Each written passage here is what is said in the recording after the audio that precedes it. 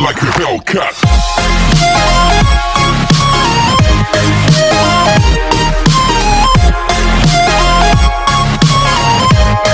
Ciao ragazzi, benvenuti sul mio canale e benvenuti a questa nuova recensione. Io sono Alessandro, settimana abbastanza travagliata per il mondo del cinema, avete visto le premiazioni degli Oscar.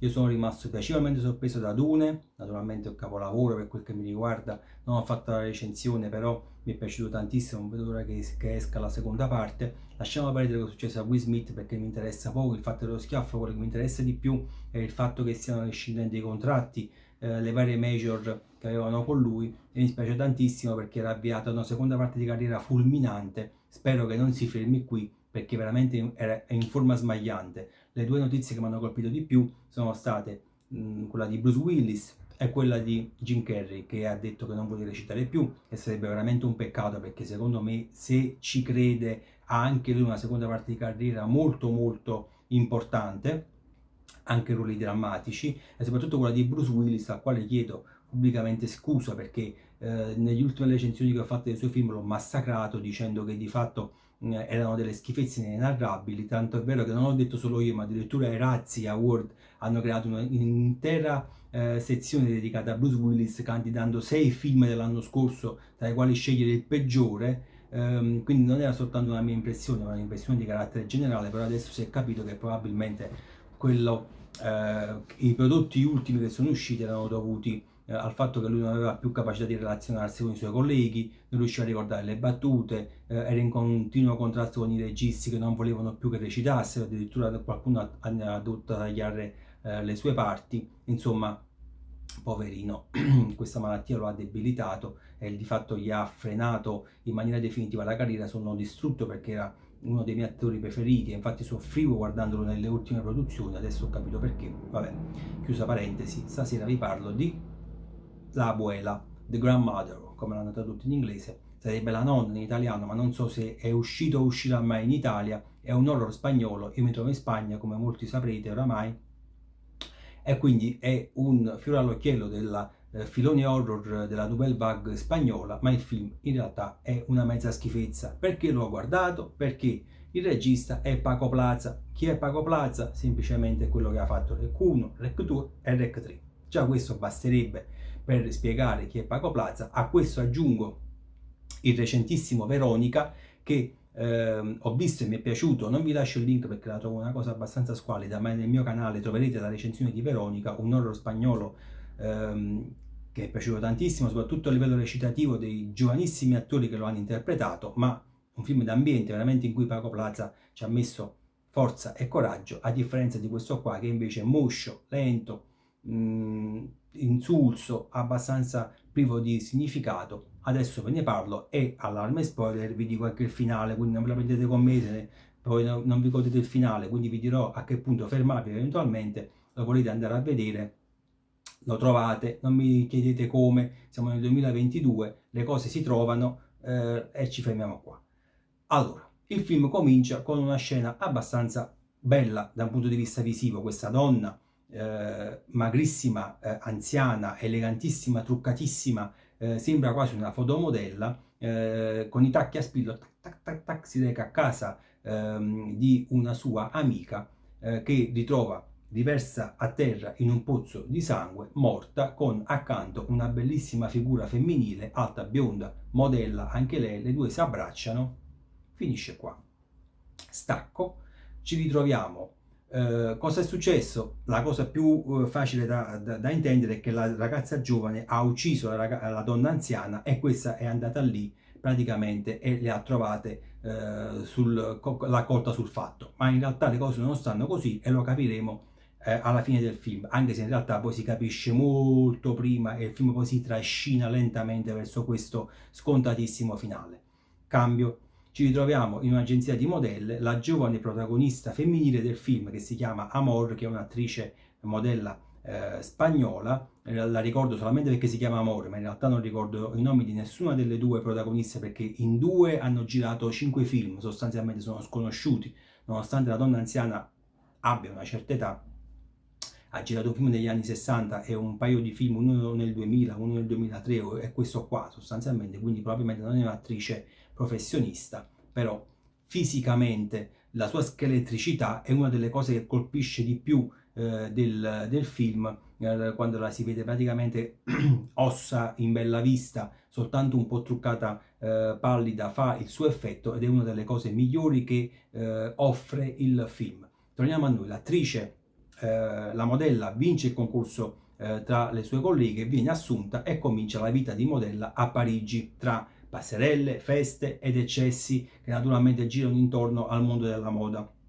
La ritroviamo con un iPhone, una striscia di cocaina sopra, sta per fare il tiro, il telefono si mette a vibrare e a suonare. Lei rinuncia a sniffare, prende il telefono, risponde: è Madrid, correte qui perché vostra nonna ha avuto un ictus e voi siete la parente più prossima, naturalmente, l'unica che siamo riusciti a contattare, naturalmente, e lei da Parigi piglia l'aereo, va a Madrid e si va a prendere la nonna in ospedale, che è viva per miracolo, perché l'ictus è stato devastante, però grazie all'intervento di un vicino non è morta, però è ridotto a un vegetale. Purtroppo chi c'è passato, come il sottoscritto, anche se indirettamente, sa benissimo che la malattia rende le persone sostanzialmente dei vegetali. Infatti la nonna, la modella si porta la nonna a casa, la casa dove erano nate, la casa della nonna sostanzialmente, dove lei era cresciuta ed era stata molto spesso da bambina, e comincia ad accudire questa figura esilissima su questa sedia a rotelle, ed è molto bello vedere per esempio che lei su YouTube cerca i video per capire come cambiare i pannoloni, cerca di imboccarla ma quasi la affoga perché lei non muove neanche più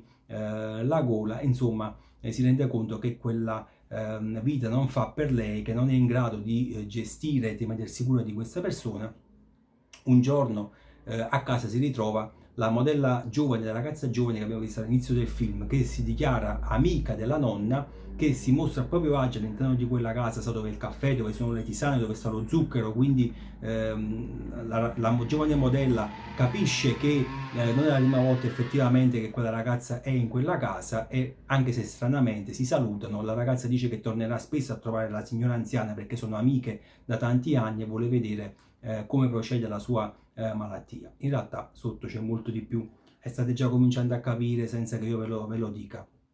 La giovane modella capisce che le cose non vanno esattamente come lei sperava, che la nonna non è così paralitica come sembra, perché innanzitutto se la trova spesso e volentieri davanti all'impiedi con alcuni jump scaring un po' telefonati. Alcune volte lei, la nonna, parla nel vuoto come se parlasse con qualcuno ma nella stanza non c'è nessuno, scoppia in crisi di risate improvvise, parossistiche guardando la televisione, ma anche quando sta da sola. Insomma, lei è abbastanza viva, non è tanto morta come sembrava, è tanto spenta come sembrava, ma le cose stanno solamente iniziando a peggiorare, perché la giovane modella si rende conto che non si può prendere cura di questa signora perché non ce la fa, non ha le capacità, e la va a chiudere in una casa di riposo. Torna a casa, accende la televisione, la casa di riposo è andata a fuoco, sono morti tutti i vecchi che stavano dentro, non c'è nessun sopravvissuto. Lei scoppia a piangere perché ha i sensi di colpa e rimorsi. Dindon, la porta, si trova davanti la nonna.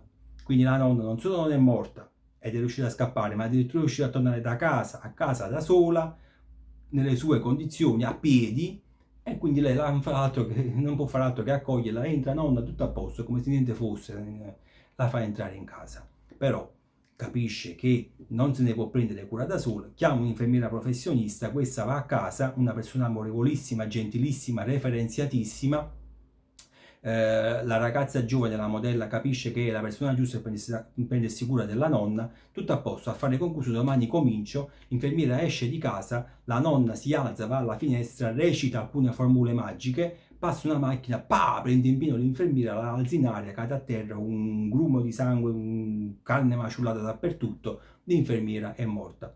La modella capisce a quel punto che non possono essere due coincidenze, che la nonna, quando parla e farfuglia, evidentemente non dice cose a caso, ma ci sono delle cose particolari e ben precise che sta dicendo. State capendo quindi sempre di più, e la modella capisce che la nonna non è una persona normale, ma probabilmente una strega, una fattucchiera, perché va nel tetto della casa, trova una cassa, apre la cassa e dentro c'è la coda di cavallo della giovane modella di quando era piccola. Flashback. Ricordo che un giorno la nonna la prese, la afferrò, le tagliò questa coda di cavallo e non si sa più che questa coda di cavallo che fine avesse fatto. Fino ad oggi la trova all'interno di questa cassa, che è tipo una cassa di gioielli, questa coda attorcigliata con dentro le fotografie, quindi evidentemente un rito esoterico, un rito voodoo o qualcosa, la nonna già lo studiava da tanti anni, e quindi a questo punto si capisce benissimo quelle che sono le intenzioni della nonna e si capisce anche che collegamento c'è con la prima scena del film.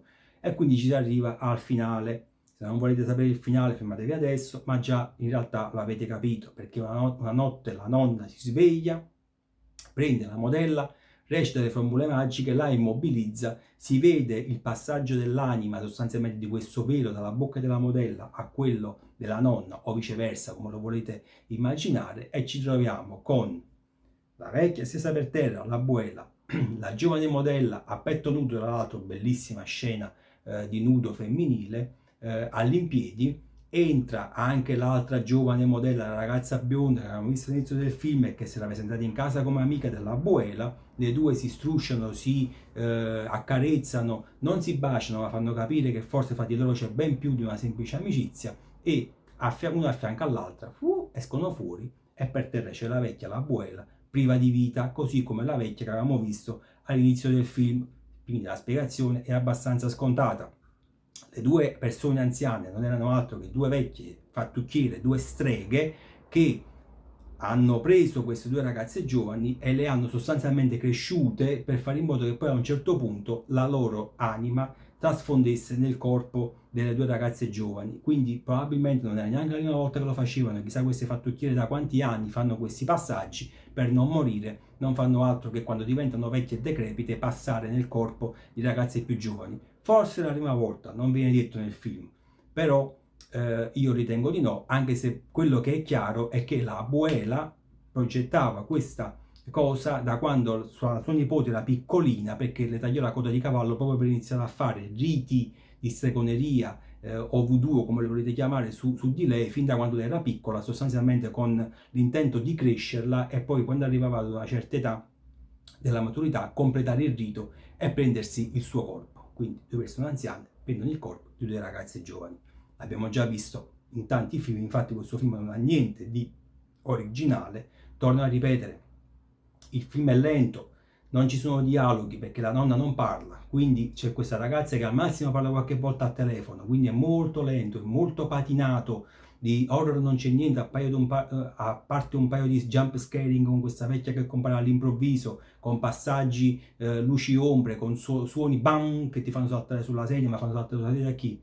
Già telefonati tra l'altro, quindi Paco Plaza anche in questo mi ha molto deluso rispetto ai suoi precedenti. Il film merita di essere visto perché cosa? Soprattutto per l'interpretazione della donna anziana, ripeto, che fa impressione per quanto è magra, veramente una cosa impressionante su questa sedia con questi cenci addosso, poverina, dà veramente il senso della malattia e del patimento di una persona colpita da ictus, questo lo devo dire, è molto molto credibile. Non mi è piaciuta la modella spagnola, a parte la bellezza, in realtà non è che ci metta molto, i protagonisti sono veramente pochi, perché il 90% del film è di queste due figure femminili, una vicina all'altra, tra l'altro ripeto senza dialoghi, con questa ragazza che gira per la casa alla ricerca di ricordi per perdere un po' il tempo. Quindi non è che ve lo sconsiglio, non ve lo consiglio nemmeno, però di tutte le schifezze inenarrabili che ho visto negli ultimi 7 giorni, e vi assicuro che ho visto i miei soliti 20 film tra horror e sci-fi, ma non sono assolutamente